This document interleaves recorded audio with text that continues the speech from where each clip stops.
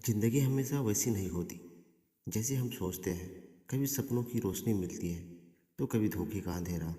लेकिन असली मायने में यह है कि इंसान उस अंधेरे में कितनी हिम्मत से खड़ा होता है।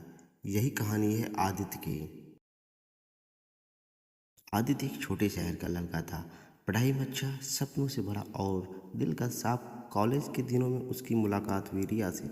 रिया खूबसूरत थी, तेज तरार थी और सबसे बढ़कर आदित्य के सपनों की राजकुमारी जैसी थी। धीरे धीरे दोनों की दोस्ती प्यार में बदल गई। आदित्य उनके लिए सब कुछ कर गुजरने को तैयार रहता था।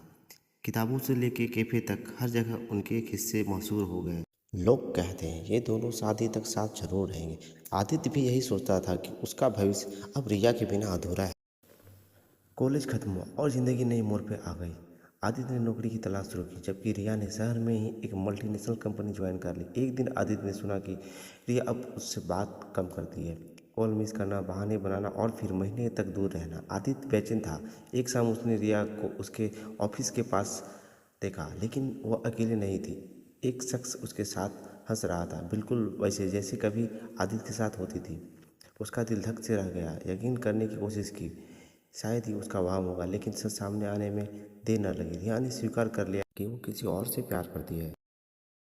वो रात आदित्य के लिए ज़िंदगी की सबसे लंबी रात थी। उसने सोचा था कि उसके सपने, उनकी मेहनत सब खत्म हो गए। हफ्ते तक वो अकेले कमरे में बंद रहा, खाना कम कर दिया, दोस्तों से दूर हो गया। लेकिन एक दिन उसने आईने में अपनी शक्ल देखी, बिखरे बाल, थकी आंखें और टूटा हुआ चेहरा। उस पर उस खुद से कहा, क्या मैं सचमुच इतना कमज़ोर हूँ कि किसी की बेवफाई में पूरी ज़िंदगी बर्बाद कर दूँ।